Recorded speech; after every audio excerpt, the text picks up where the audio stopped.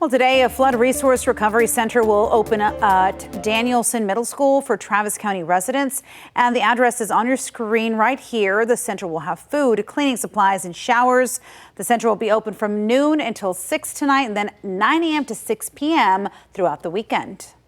High school football players doing what they can to help out, and baseball players too. Check this out. Georgetown athletes volunteering at the cleanup with the Shady River RV Resort. This was yesterday. What a great group of young men. According to the KVUE sports team, players from Dripping Springs, Liberty Hill, also volunteering their time to help out in their communities. I just love to see that. KVUE and our sister stations across the state launching the Tegna, Texas Flood Relief Fund. This is to raise money for flood recovery. All you have to do, it's really easy. Just scan that QR code to make a donation or text the word donate to 459-9442. When you text us, we'll text you back with a link of where you can donate. We're partnering with the Communities Foundation of Texas to get that assistance as fast as we can right to where it is needed the most.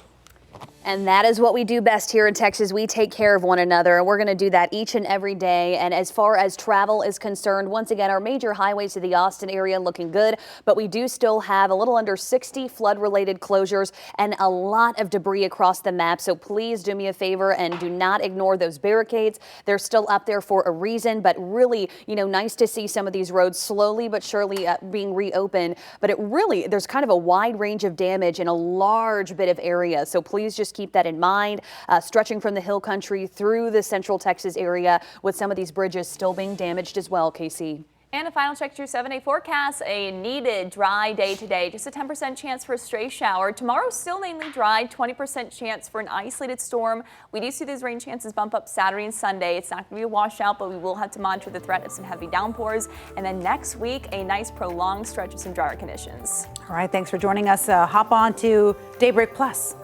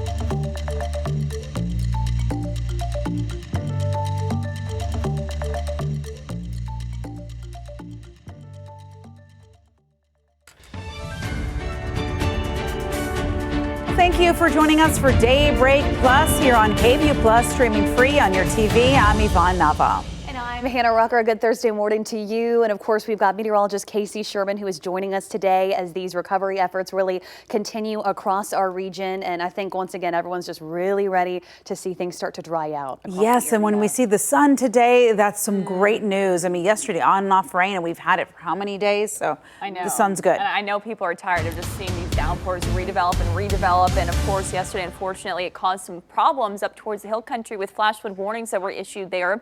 We are currently mainly dry, and today heading into a mainly dry day. We have had a couple showers now develop in Milam County out near the Cameron area just over about the past 10 to 15 minutes. We do still have some moisture that'll be tracking its way in from the south. You can kind of see that shower activity that's been developing out near the Brownsville area closer to the coast. But this is going to be battling some Saharan dust that has also since moved on in. So today should be mainly dry. We will see our rain chances bump up to around a 10% chance by about 4 or 5 o'clock. But the good majority of us just looking at plenty of sunshine, mostly sunny sky, and rain-free conditions today. It shouldn't be too bad. Temperature-wise, we'll be back to around 95 degrees. With that mostly sunny sky, our winds will be out of the south and west at 5 to 15 miles per hour. So mainly dry today. The drier conditions are going to be kind of fleeting, though. We will see the return of some isolated showers and storms for Friday. The dust moving out, moisture moving back in, and that is going to lead to what will be some rain chances as we head into the weekend. In fact, I have updated these and increased these for your weekend forecast. Of course, I will have that updated forecast for you coming up and show you when we should finally settle into a more prolonged period of some needed drier conditions coming up in just a bit. Thank you so very much, Casey, and a good Thursday morning to you. Central Texas, your time now is 7:04. Hope y'all are doing okay. Of course, we've got another day of cleanup and really search efforts across the region. Let's talk about current driving conditions as you are waking up and heading out the door. Still smooth sailing coming in from South Austin. It's been pretty sleepy for this stretch for a while now. I just think it's, a little quiet on a lot of our highways these days. Looking right now on that upper deck into the downtown Austin area, also looking good. As you can see, though, seeing that typical slowdown at just those patches of stop and go through Bluff Springs. But the good news is we haven't had a crash there yet this morning, and looking pretty good across the rest of the area. Maynard, good morning to you. 45 miles per hour right now on 290. Seeing some minor slowdowns in Westlake Hills under 60 miles per hour there. And then for the rest of us, not looking too bad as we're heading out the door. And of course, we're still continuing to talk about these road closures because they are still impacting thousands of people across our viewing area. And it's a little tough to get around right now, of course, with all the remaining debris that washed up from all these waterways across our viewing area. So please remain vigilant and patient. And if you run into a TxDOT crew, just slow down and move over if you would. All right. Well, new this morning, the Lower Colorado River Authority opened up a floodgate at Wirtz Dam and Starkey Dam, and there was some heavy rain into the Llano area last night. Since the floodgates are open, storm runoff will flow into Lake Travis, and we're going to continue to keep an eye on the levels at Lake Travis. Recovery teams continue to search for victims of the flash floods from last weekend. Nearly 170 people still missing in the storms, many of them in Kerr County.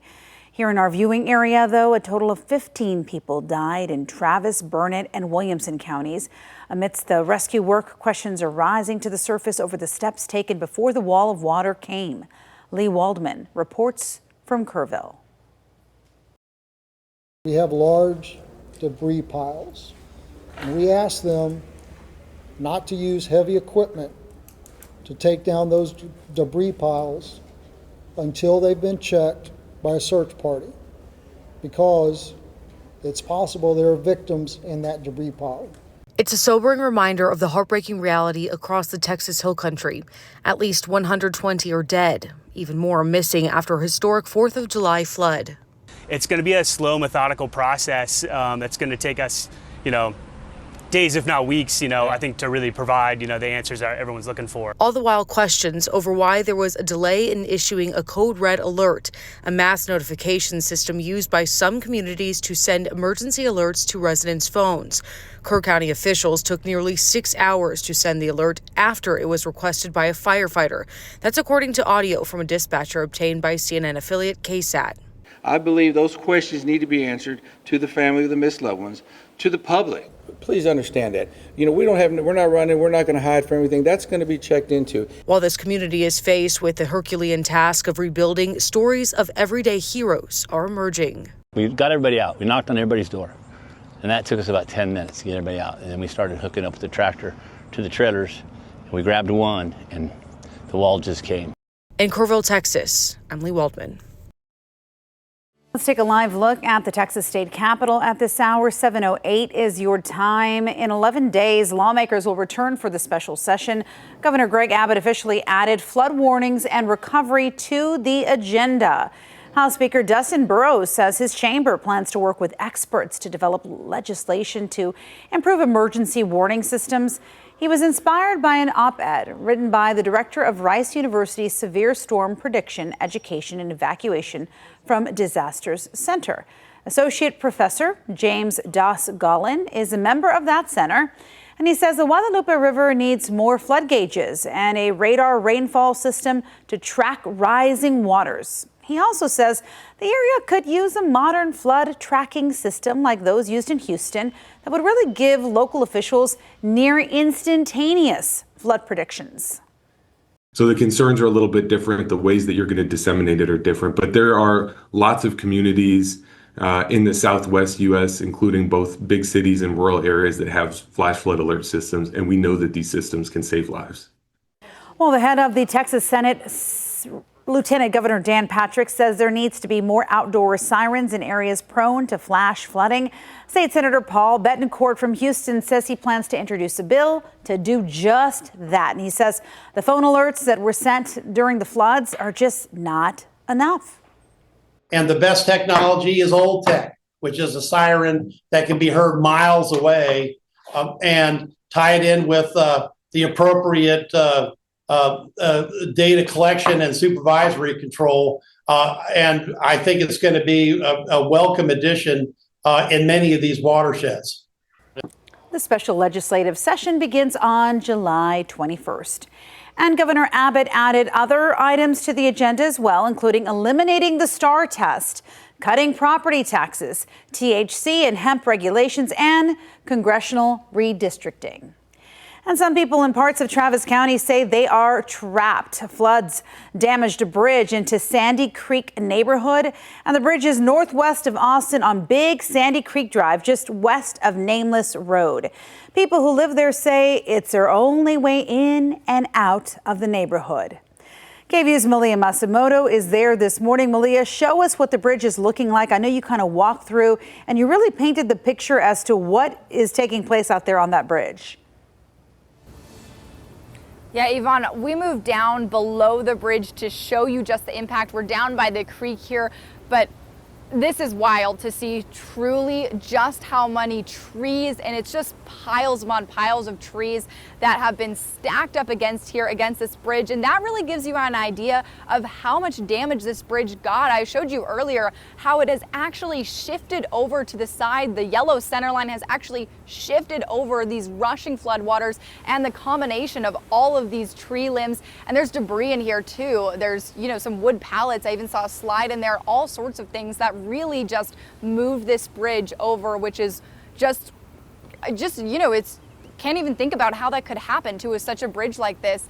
And residents, they've been stuck here. This is their only way to get in and out, so they've really had to walk back and forth on it. It's the 5th day that they've been walking back and forth across this bridge. After the deadly flooding, they were only having emergency and personal vehicles that were driving on this bridge, but Travis County officials did close it officially on July 5th, saying that since it's shifted, it's just much too dangerous to drive on. But since walking is the only options to get in and out of the neighborhood, one woman says she's worried about emergency vehicles being able to access them. She's also saying it's affecting her and her husband's jobs. My husband and I own a pest control company. Our work vehicles are stuck up here, so we've had to reach out to our customers, all who have been very understanding and kind. So we can't get out to spray houses, we can't get out to work. Well, starting today, Cap Metro and Leander ISD will be running a shuttle from 6 a.m. to 7:30. It'll be taking residents from Round Mountain Baptist Church to Leander Park and Ride, HEB, and the resource site, which is at Donaldson Middle School. And there still isn't a date yet that the leaders say this bridge will be restored completely, but they did say that they're working with the Texas Division of Emergency Management to get the access to the bridge back opened up. They say one option for phase 1 could be to add a low water crossing or a pontoon bridge, but obviously it is going to be a long time, I'm sure, until they can get this safely repaired back for cars to drive on it, because it is just major damage that we're seeing here. Reporting live in Leander, Malia Masimoto, KVUE News. Malia, I can't get over the debris behind you. It just really goes to show the force and the magnitude of that water. And you're a tall one. You're almost 6 feet, or you are 6 feet, right? Probably with these boots on, I'm a little bit close to 6 foot, and you can see just how much piled high this debris is. It's really shocking being down here. I feel so small that all this stuff just really smashed into this and moved this concrete structure. You can't even think about how something like that could happen. So really shocking. Yeah, thank you so much for that visual live shot. Thanks so much, Malia. You know, so much of the devastation along the Guadalupe River has centered on Camp Mystic, where at least 30 young campers and counselors were killed. The camp is nearly 100 years old, and so many girls spent their summer camp days there, including Karina McGlynn, who grew up in Austin and who wanted to share with us some of her fond memories about the camp. I was a Mystic girl for 7 years, I think, between 87 and 93. Camp Mystic is a very wholesome place. Kindness and friendship are just constantly reiterated there. I mean, the river is Camp Mystic, you know? The river runs through my dreams. I write about Camp Mystic all the time. I still write about it. And I am now a camp director. I run 7 creative writing camps for middle schoolers and high schoolers during the summer. Mystic imprinted on me. It was a place kind of outside of real life where you were free to be yourself and also to discover who you wanted to be and try out different versions of yourself in a really supportive environment. You know, when I think about Mystic, I hear the little smack of like hundreds of girls' flip-flops along the gravel paths and the limestone steps. I hear the buzz of like 50 tiny electric fans going all at once in those cabins at night. I hear the cicadas. I hear like voices singing, coming like through the dark toward you, and you can't see who it is yet, but you can hear them singing. I think about how good the food is. You know, I have gone back there often in my mind. It's a sort of place of safety, which is why, you know, it's part of why this is just so, it's just so tragic, because there's so many people. Like, that's our imaginative safe space. I think girls that age are often feel so awkward and are so self-conscious when they're in the regular school year. But a place like Mystic, they really are in their bodies and in the world and just feeling the full joy of youth and discovery. And it's just beautiful. It is beautiful, and we appreciate her sharing those memories with us. And in other local news this morning, a family in Leander is still searching for one of their relatives, 74-year-old Jay Dunn. His family says they checked in on him during the floods, but when they didn't hear from him, a welfare check was done, but he was nowhere to be found. Leander officials confirmed they started looking for him on Sunday, but have not had luck finding him. And his family searching for those answers. He was somebody that everybody enjoyed to be around. Somebody would describe him earlier this week about him being almost like another second father figure. So he was important to a lot of people. I'm sure he is. And search crews and dive teams will continue looking for Dunn today. And of course, if you have any information, please be sure to call police to help with these search efforts. As each day passes, we learn more of the heartbreaking stories of the victims in this deadly flooding in our community. 64-year-old Sherry Richardson from Williamson County died when floodwaters filled her cabin. She lived and worked near Hope House in Liberty Hill, which helps kids and adults with disabilities. Her family says she loved serving others and was a loving grandparent. Just talking to her, sharing with her all of my kids' things because she was at every single one of them. I'll miss her giving us hugs and spending the holidays with us. For more ways on how to give back to the organization Sherry served, be sure to visit KVUE.com. And high school football players are doing what they can to help out. Members of the Georgetown High School football team volunteered to clean up at the Shady River RV Resort yesterday. According to our KVUE sports team, players from Dripping Springs and Liberty Hill have also volunteered their time to support cleanup efforts. And today, a flood resource recovery center will be open for people in Travis County. It is at Danielson Middle School in Leander. That address is there on your screen, 1061 Collaborative Way. The center will have food, cleaning supplies, and showers for whoever needs it. The center will be open from noon until 6 p.m. today, then 9 a.m. to 6 p.m. through the weekend. And KVUE and our sister stations across the state of Texas have launched the Tegna Texas Flood Relief Fund to raise money for flood recovery. You can scan the QR code on the screen to make a donation. You can also text DONATE to the number on your screen, and we will send you a text message. And of course, we're partnering with the Communities Foundation of Texas to get assistance right to where it's needed the most. That's 512-459-9442. And happening today in the other local news, the deadline is up for Austin property owners to meet new air conditioning requirements. A very important story as well. And KVUE's Brianna Perez joins us in the studio to explain. Good morning, Brianna. Yeah, good morning, Hannah. City leaders gave property managers roughly 3 months to implement these new air conditioning rules. And now renters say this is considered a win for them and will allow them to be more comfortable this summer. The new standards require that all buildings, both new and existing, have to maintain air conditioning systems that can keep indoor temperatures no higher than 85 degrees and at least 15 degrees cooler than outside. The resolution states open windows are not an adequate substitution for air conditioning. Mayor Pro Tem Vanessa Fuentes pushed for the change, and she joined us on Daybreak earlier this week to talk about how this will benefit renters. It's particularly for our renters, a new tool to hold landlords accountable. When your AC goes out, we want to make sure that's quickly addressed and fixed. And so this really is about health and safety of our residents. This says that renters can report a violation to 311, and the new rule will allow the city to step in if renters are experiencing AC issues and not seeing relief. And these new standards are in response to a council resolution passed in August of 2023 focused on improving livability and public health in high heat conditions.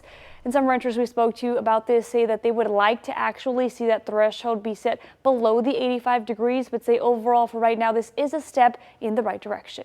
In studio, Brianna Perez, KVUE News. Very timely. We've got a long, hot summer ahead as we do in Texas. Thank you, Brianna. And thank you for watching KVUE Daybreak Plus. We've got another quick weather and traffic update coming for you on our local TV audience. And then, of course, we will be back with more local news for you on KVUE Plus as recovery efforts continue across our region.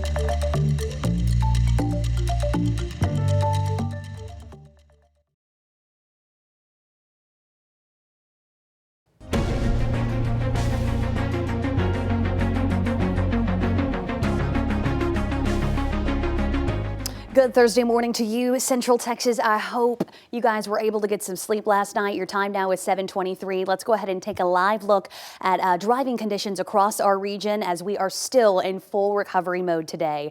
Here's a look. You can see we've got our typical slowdowns coming in from South Austin, seeing slowdowns in Manor and Round Rock and Westlake Hills. Good morning to you. And we have a couple crashes mixed in there as well as a little under 60 closures still active across the region because of flood-related issues.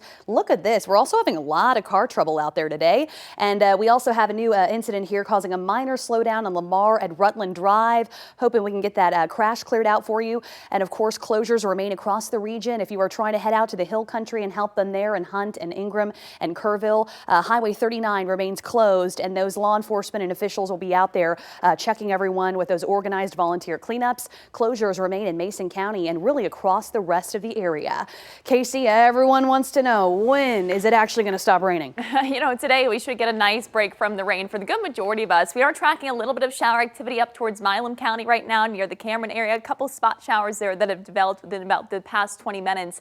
But today should be drier. We've got Saharan dust moving back in across the area that's going to help limit our rain chances. Can't quite rule out a stray shower as we've already seen across some of our zones and also heading into this afternoon. That will be a possibility. But the good majority of us stay dry today. Temperature-wise, we'll be back to 95 degrees, slightly below average for this time of year. As we get into the weekend, we will start to see those rain chances tick up a little bit more. Saturday and Sunday, back to around a 30% chance for some showers and storms. We'll have to monitor the risk of seeing some localized flooding. But heading into next week, looks like we get a more prolonged period of some drier conditions and heat on up into the upper 90s.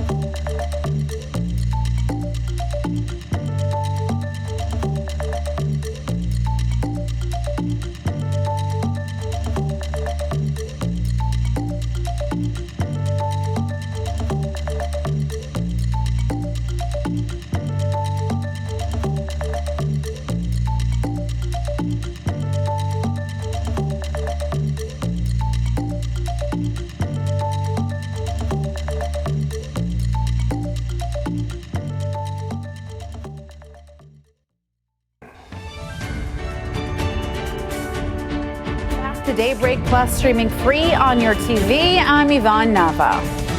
And I'm Brian Mays. Sorry, I was doing that for effect. Yeah, I think it How worked. you doing? You doing all right? Good. I just had a plum, and I'm very happy. You know, a good fresh plum, do you refrigerate your plums or do you eat them off the counter? Just off.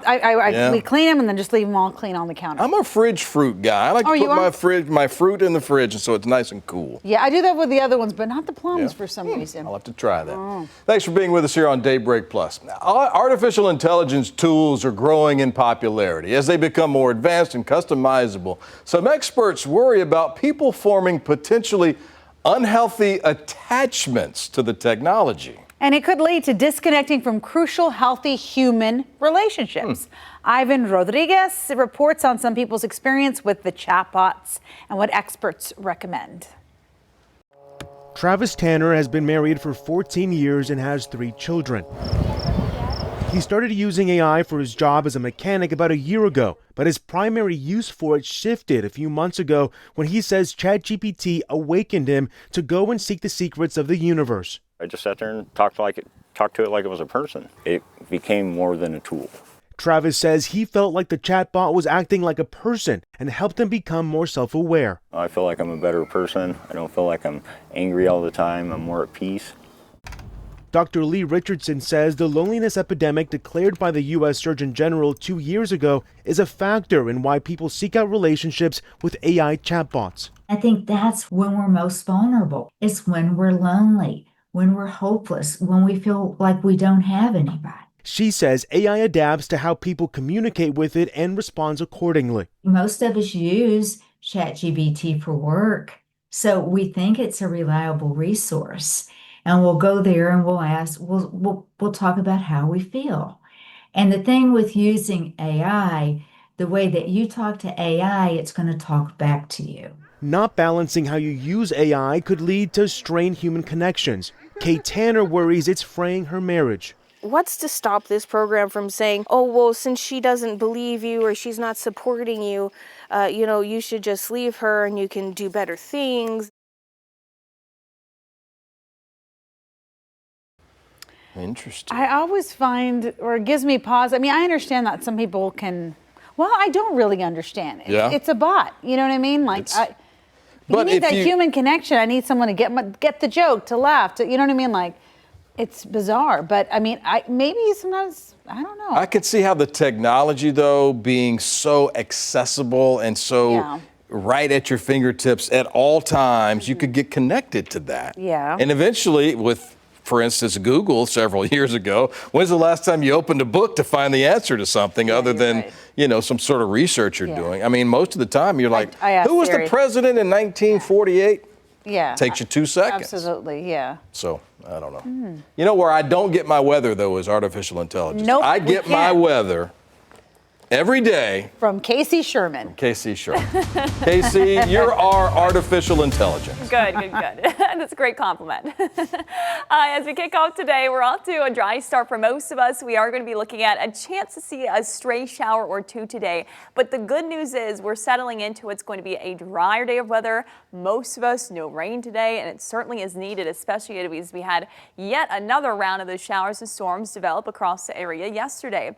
Taking a look at our radar, we are currently tracking just a couple pop-up showers that have developed only within about the past 30 minutes or so across Milam County near the Cameron area. You've got a few passing downpours near the area, but nothing elsewhere. We're currently dry, a few passing clouds. Should be looking at a decent amount of sunshine today. What we're dealing with is some Saharan dust moving back in from the Gulf. This is filling back in across central Texas. Yes, we do have some moisture farther south near the Brownsville area, and this will try to battle it out with the Saharan dust to maybe produce a spot shower or two across our region as it moves in from the south, but the good majority of us, again, no rain. And the rain that we do see, thanks to the dust, shouldn't be very heavy. So notice as we get closer to about 4 or 5 o'clock this afternoon, this is 6:30, 7 o'clock, could see a little spot shower, but most of us rain-free today with the mostly sunny sky. We'll be looking at those high temperatures near 95 degrees. That's actually slightly below average for this time of year, so we're thankful for that. A few passing clouds as we take a look out across Round Rock. Again, primarily dry today. Scattered storms develop as we get into the weekend. We're looking at a drier week next week. I'll be breaking down why coming up. Thank you so very much, KC, and a good Thursday morning to y'all. It is 7:33, and goodness, it has been just a tough time throughout our community. And once again today, those recovery efforts are going to be continuing. And then a lot of us also just trying to get to work and keep life going here. We're taking a look, already seeing some of those slowdowns, a slow crawl coming in from South Austin in those northbound lanes. Looking clear as can be in the southbound lanes heading on I-35. And really, that's kind of the situation now, is our major highways of the Austin Metro are looking much better now that rain has subsided, but it's really the damage that remains from the debris, the heavy rains in a lot of these rural communities as well. But as you can see, typical slowdowns, Buda, Manor, Round Rock, y'all have got a little bit of that stop and go southbound, and y'all actually still have one remaining road closure out there as well. And you can kind of see we also have a couple hiccups today. Looks like we got 3 of those stalled vehicles. At one point, there was 5 different stalled vehicles across the area, so we moved out some of them, and now, once again, there's that little stop and go on I-35, and we do still have an active incident on Lamar Boulevard at Rutland Drive. Let's talk more about the road closures for anyone that might just be waking up. I know a lot of people are trying to head out to Kerr County, and once again, 39 is going to remain closed. Well, those first responders are out there making sure you're checking in with them for those organized volunteer efforts. Mason County still has a handful of closures, and really, we're still focusing on these bridges in Sandy Creek, and then in Lago Vista and Marble Falls at 1431, as that work is going to continue throughout the week.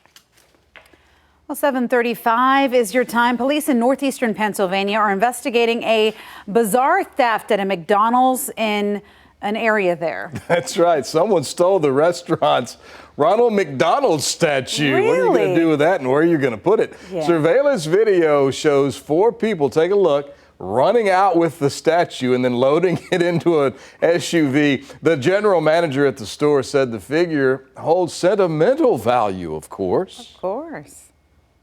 I was very angry.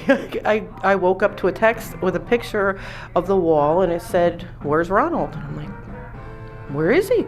So then when I checked the footage, you could see them in here horsing around a bit, and then it was busy, and they just scooched out the 2 side doors. Oh, They no. scooched away with the statue. The statue's actually not made anymore. This one isn't. Yeah. Staff is hoping the thieves will return that statue to the McDonald's. McDonald's is so nostalgic. Do you remember the birthday parties in the caboose? Oh. If your parents Come got you a caboose party, they loved you. God, the playground. Remember the playground with the all-metal play toys? We got like third-degree burns, and we didn't care. We didn't care. You could sever an artery like that if you weren't careful out there. But by gosh, it was fun. You climbed up in what was a Hamburglar? The Hamburglar. You could look out onto the other kids. I was a big Grimace fan. I love Grimace. Yeah. You liked the Grimace, did you? I like Grimace, yeah. Yeah. Speaking of McDonald's, you hear the snack wrap is back today. I know. I did. I mean, it didn't seem that tasty, but okay. Oh man, I like a good snack wrap. Yeah. I'll get you one. Maybe you'll come around. So it's a piece of chicken, or it's chicken with a tortilla, some lettuce. You got some ranch dressing, a little cheese. Woo. I love a good kids cheeseburger. Just the small little cheeseburger. 2 pickles, little cheese. Perfect. Can't go wrong with that. All right, what a New Jersey man thought was a break-in turned out to be a deer that had crashed through the window of his home. The entire incident was caught on camera. Trish Hartman explains how the man took the situation really into his own hands. I thought that somebody threw a brick through my window, and now they came in. Not the way you want to wake up at 6 a.m. Brian Carnes thought someone was breaking into his Medford home yesterday. Not exactly. I want to grab my phone because nobody's going to believe this. Yes, that's a young buck that had crashed through Brian's living room window. He was laying by the door, and he gets up and he starts to run around. And when I look at him, I'm just confused. I have no idea. All I've heard so far is glass, and he's in the house. Brian, having grown up around farm animals, started to think about how he could get this scrambling, panting deer out of his house. We do have a goat that has a horn, and whenever he messes with me, I grab his horn, and that's it. It's game over. I thought, why not grab him by his antler and then pull him out the rear door of my house and let him out into the backyard. Out.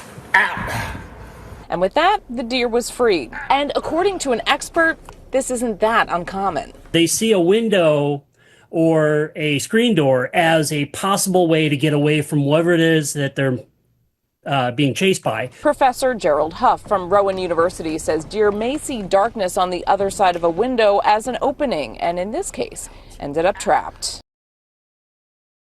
Can you imagine? I think that floor was very slippery for it. It didn't know what to do, right? Yeah, I didn't know how to get off of that thing. So what would you do? This is our discussion. What would you do if a large animal was trapped in your home? It's a great question. He grabbed his Depending on phone. what animal, I guess. Right? Yeah, you're right. You're If it's right. a bear, I'm not touching it. Yeah. No, yeah, don't touch a bear. Don't grab a bear by the ear and try to pull it out. I was gonna say, I was expecting some sophisticated. He's like, he grew up around animals, so he goes, well, I just kind of grabbed it and pulled it out. Pulled it out. I Pulled was it. expecting something a little bit more fancy Yeah. than that. Yeah, you're like, so Yep. what happened? So what animal would really freak you out if you found it in your house? Found a possum in my garage once. Oh no. You know how I got it? I took an umbrella. It was in my toolbox. Okay. I took an umbrella and held the umbrella over the possum. And the possum grabbed the umbrella. No, it I did kid you not. I kid you not. And I carried it through the garage and out into the yard and let it go. I'm not even joking. Wow. And then it turned back at me like it was like, thanks, man. And then it took off right into the gutter. Oh, I'm and not it even waved joking. at you, and then it just. I would love to see a sloth, just because I love sloths. They're sloth. so cute. Yeah. Kind of pick it up. It's barely moving. Like, here you go. Where are those? Where do you find a sloth? What country are those in? Is that an Australian thing? Sure. Surely, right? Speaking of, hey Siri, where would I find a sloth? You're like a zoo, you idiot. No, just kidding. She's look to your right, it says. Oh my gosh. And they Right move here. so slow. Oh, that's so cute. You know what would be bad though is if you had like a skunk in your house. Oh. If you scare it. I mean, talk about spraying. You don't wanna get everything sprayed. In your house too. I hear it takes a while to get all that out, right? Well, even with the flooding stuff, they've been saying actually skunks have been coming out. I don't know how that's correlated, really? but I guess, yeah, there's all kinds of wildlife going around right now. So. Well, they're probably living in those little coves and holes by the Yeah. water, Too. and they They're washed looking them for a all out. home. Yeah. All right, how about this? A major announcement of a major discovery hurtling through the solar system, followed by a silly but certainly surreal observation from the interwebs. Jeremy Roth has today's Out of This World. Take a look at this.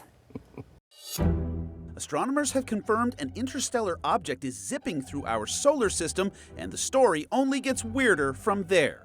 Believed to be a comet, the object called 3I Atlas is only the third celestial body from beyond our solar system ever to be observed in our corner of the universe. Astronomers say its speed and trajectory are the main indicators that this velocitous visitor originated from outside our solar system. To make things even weirder, NASA published news of the object on July 2nd, which internet sleuths were quick to point out was the same date Earthlings were first clued in to the incoming interstellar visitors in the movie Independence Day. And I'm just saying, we all know how that turned out.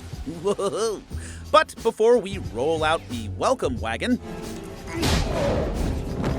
welcome to Earth. Just know that experts say the comet poses no threat to Earth and will remain at least 150 million miles from our planet. So it's fine. We're fine. Everything's fine.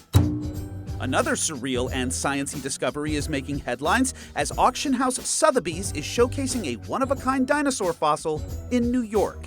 This 6-foot-tall skeleton is the only known example of a juvenile Ceratosaurus.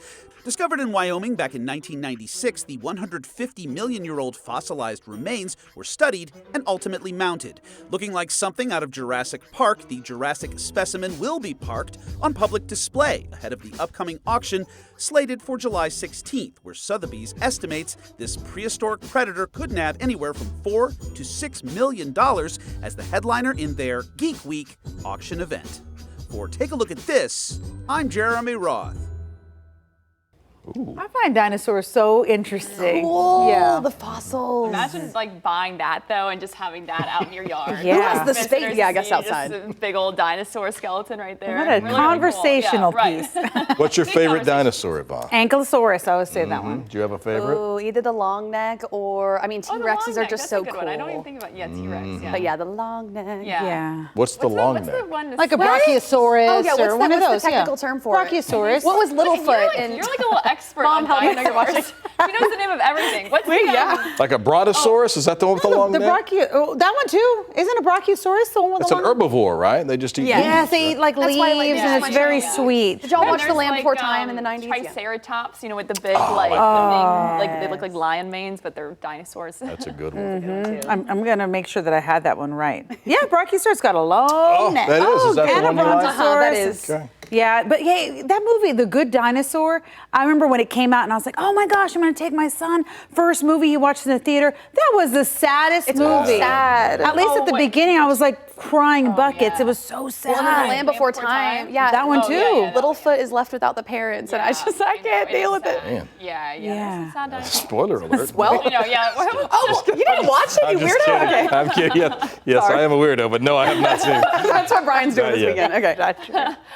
You know, well, speaking of this weekend, movies-wise, it's going to be a weekend featuring some showers and storms again, but we won't be looking at a washout, a better weekend overall compared to this past holiday weekend to be outside, and we get to sneak in what will be a nice dry day today for the good majority of us. Temperatures right now, low to middle 70s. We're actually off to a cooler than average start. It's been kind of refreshing as we kick off this Thursday morning. We are dry except for a couple showers that have made their way now through Milam County. Sprinkles out near the Cameron area, but elsewhere we are currently quiet and really not anticipating much rain today. Can't quite rule out a stray showers we've already seen, but the good majority of us will remain quiet. We're tracking some moisture coming in across South Texas, the Brownsville area. This is going to try to work its way northward, but it's going to be battling some Saharan dust as it does so. Saharan dust plume has moved back into the region. This essentially acts as dry air in the atmosphere that should help us out in a big way today. It's going to limit the chance of this moisture getting up towards our area and lead to what should be a primarily dry forecast. Now, it's not going to last for too long. Sticks around through today, but notice how quickly this kind of pulls on off to the east and it's out of here by tomorrow. Out the door right now, mostly sunny sky. Good to see the sun out and shining. I know yesterday, of course, not a good thing to see those showers and storms that redeveloped across the area, and we did happen to have some heavy rain out across the hill country. So it's good to see the blue sky and sunshine back with us with those temperatures in the lower 70s. Taking you through the remainder of your Thursday, sunny sky to a few passing clouds, but we keep it mainly dry. I think by about 5, 6 o'clock, we may start to see the return of just a stray shower coming in from the south. Some of that moisture out across the Brownsville area may just be able to make its way here by late today, but anything that does develop should be fairly light in nature. That Saharan dust kind of limits things from developing into some very, very heavy downpours. The good majority of us stay rain-free today. We head into tonight. Your Friday morning should be off to another dry start. We will start to see the return of some showers and storms heading into tomorrow. As that Saharan dust moves out, we'll be bumping up those rain chances to around a 20% chance for your Friday, and from there we'll continue to see those increase into the weekend. Highs today, low to middle 90s, mostly sunny sky. We'll be looking at those winds out of the southwest to west, a little bit breezy at times, up to 15 miles per hour. Slightly breezier as we head into tomorrow with highs back into middle 90s, which, by the way, we continue to keep things below our average of 96 degrees. It's been nice to at least enjoy some slightly cooler conditions across the area. Over the past several days, we've been tracking quite a bit of upper level energy. We still have this what's called a trough sitting overhead. It's basically just a cold front about 10,000 feet high in the atmosphere. As we head into next week, a pattern change is ahead. Notice moisture and energy, it sticks around through the weekend, which is why we still have those rain chances this weekend.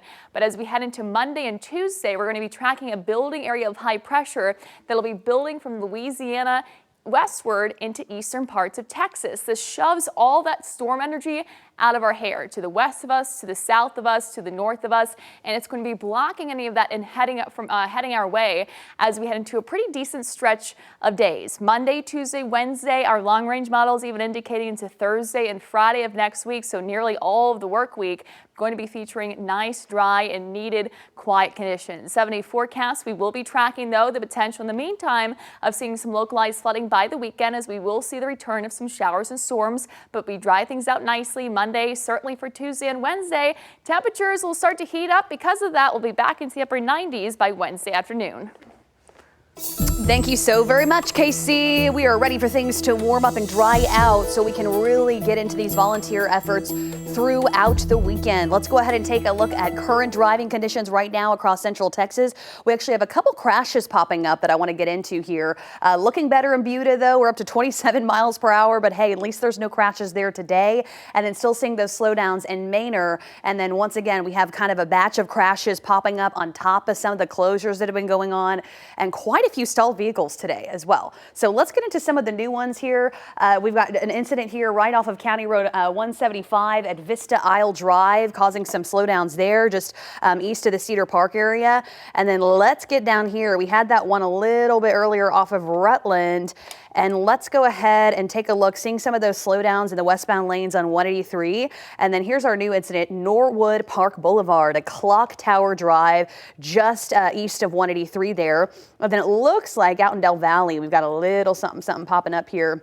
Let's go ahead and take a look off of Bastrop Highway and seeing some of those slowdowns too if you are coming in from Garfield. Here's an incident on Bastrop Highway 71 eastbound at Ben White Boulevard. And then that stalled vehicle never really helps when we have it in the northbound lanes there coming in from South Austin. Let's talk more about some of the bridge work that's being done across the area. We've had Malia do incredible live shots this morning, really painting the picture of what our friends are dealing with in the Sandy Creek neighborhood in Leander, as that really that bridge is the only way to get in and out on Big Sandy Road and Nameless Road. So they are out there, emergency management, TxDOT, and volunteers working on that. And then once again, travel from Lago Vista and Marble Falls remains kind of tricky with a very extensive closure of FM 1431.